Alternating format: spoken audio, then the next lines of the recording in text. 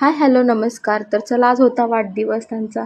तर म्हटलं काहीतरी स्पेशल करावं. मग प्रीमिक्स 5वरूनच आणलेलं. ते काय नुसतं मिक्स करायचं, थोडंसं तेल टाकायचं त्याच्यात एक पळी आणि 15-20 मिनटं शिजत ठेवायचं गॅसवरती. केक शिजत असताना केकवर लक्ष ठेवायचं, नाही तर धुरोळा होईल बरं का. चला आता बघूया हा धुरोळा काय झालाय. अरे बापरे, सगळा पावडर ओतून घेतलाय वृंदाने. बारक्या पोरांकडे लक्ष ठेवणं खूप कठीण झालंय. आता काय करेल त्याचा पत्ता नाही.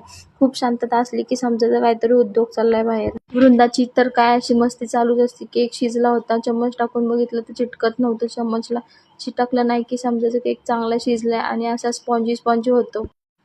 मग काय केकसाठी लागणारी क्रीम पण तयार करून घेतली. मग काय मस्तपैकी पूर्ण ब्लॉक टाकता नाही आला. एक दिवस पूर्ण केकचा ब्लॉक टाकीन. ह्या बघा मॅडमचा असे उद्योग चालूच असतात.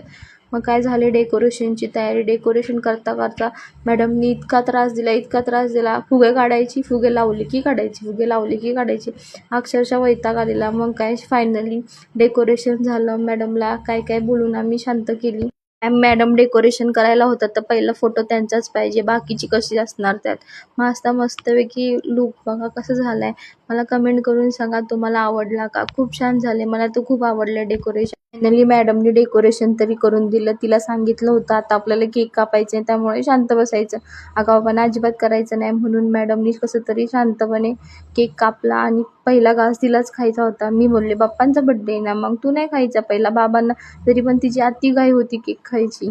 तिला बोलले मी, तू शांत बसलीस ना म्हणून 2-3 घास जास्त देणार आहे.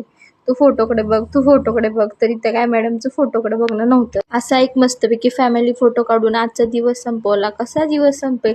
आज बनवली होती मस्तपैकी पावभाजी. मग काय पावभाजीचा बेत होता आज घरी. मस्तपैकी पावभाजी खात खात दिवस संपवला. दिवस कसा संपेल, दिवस मॅडमचा चालू झालाय. आता ह्या मॅडमचं खरं डेकोरेशन चालू झालंय बघा. म्हणजे डेकोरेशन करताना किती त्रास दिला असेल हिने. तिला सांगितलं होतं आता झालंय आपलं, आता झोपायची वेळ झाली, चला टाटा बाय बाय.